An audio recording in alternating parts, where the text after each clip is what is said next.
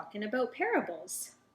And a parable, if you remember, is a story, and it's a very special kind of story. Parables are simple stories that have another greater story hidden inside of them, just like this small golden box. It has another smaller golden box inside. And Jesus told a lot of parables. They were simple, everyday stories that people could relate to. But if the Spirit of God opened up people's minds, their hearts, their ears, and their eyes, they could also see and understand the even greater story, the one hidden inside the simple story that showed them what the kingdom of God was like. Do you remember what was lost in our first parable? That's right. I don't have a sheep. It was a sheep. And who found the sheep? Well, the shepherd. And do you remember what was lost in last week's parable?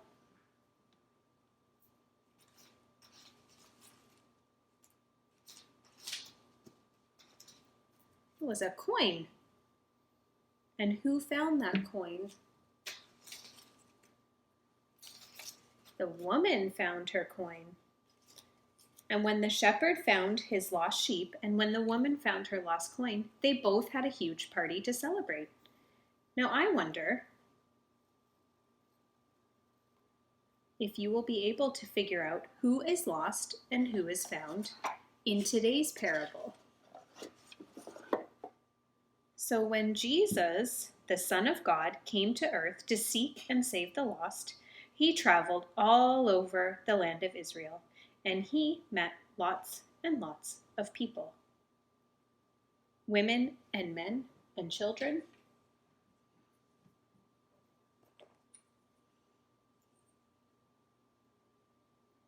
Healthy people and sick people.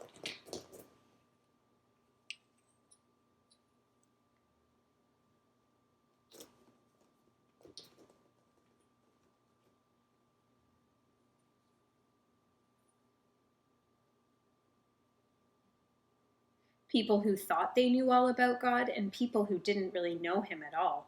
People who thought they were good people, people who thought they were bad. And the Pharisees watched all the people come to be with Jesus, and they grumbled and grumped, and they were mad, mad, mad. Why does he choose to spend time with those who are sick, sad, and bad people instead of us, they said. And Jesus knew what the Pharisees were grumbling about. And so Jesus approached them and told them this parable.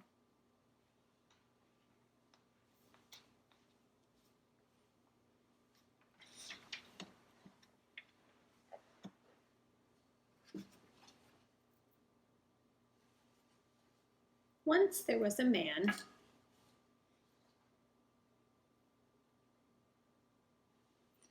who had 2 sons.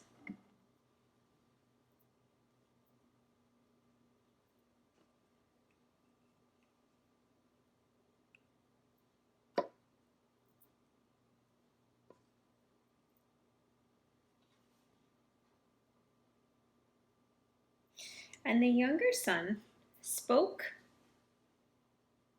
to his father, saying, "Give me my share of the family property now. The inheritance I'll get when you die. Then I can leave here and do what I want, taking care of myself." So the father divided his property between his 2 sons.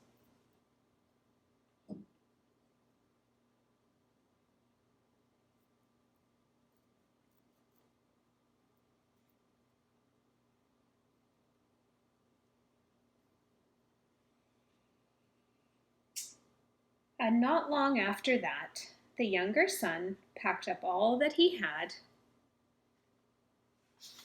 and left for a country far, far away.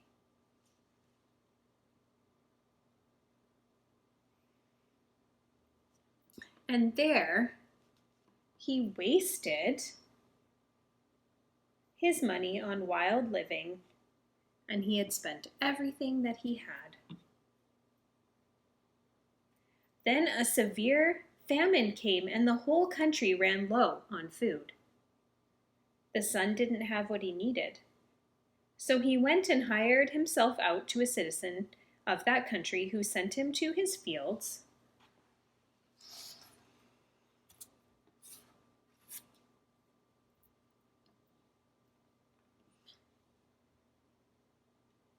to feed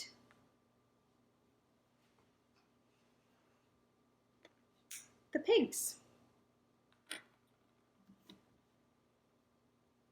The yuckiest job ever. And things got so bad, the son longed to go fill his stomach with the rotten food that the pigs were eating, but no one would give him anything to eat. He had hit rock bottom. Nothing could be worse than this. Then, finally, he came to his senses. You know, my father's servants have more than enough food to eat, and here I am dying from hunger. He began to think and come up with a plan. I know what I'm going to do. I will go home to my father and say to him, Father, I have sinned against heaven and I have sinned against you. I am no longer fit to be called your son.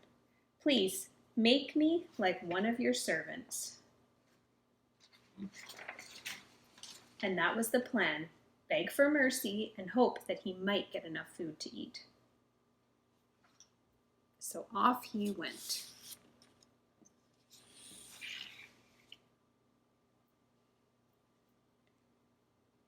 It was a long journey, and the son practiced his speech over and over, hoping his father would take him back as a servant.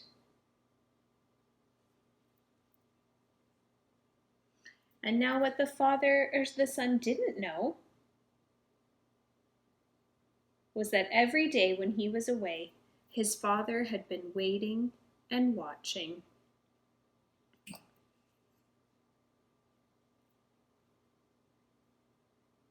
Watching for his son. He never stopped loving him. He never stopped hoping he would return. And so on the day the son returned, the father saw him coming way off in the distance, and filled with tender love for his son, he ran to him, and with arms stretched out, hugged him and kissed him. And the son began his speech. Father, I have sinned against heaven and against you. I am no longer fit to be called your son. But the father cut him off. Quick, servants, bring my best robe and put it on my son.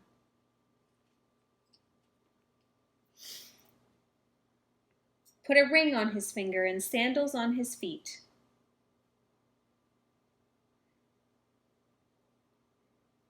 Bring the fattest calf and kill it. Let's have a feast and celebrate. This son of mine was dead, but now he is alive. He was lost, but now he is found.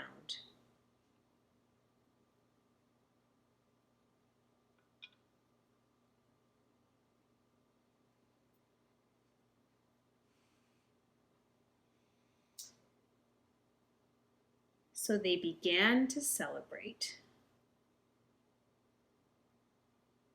Now, there is more to this story, but that is enough for now. We will hear the rest of the story next week.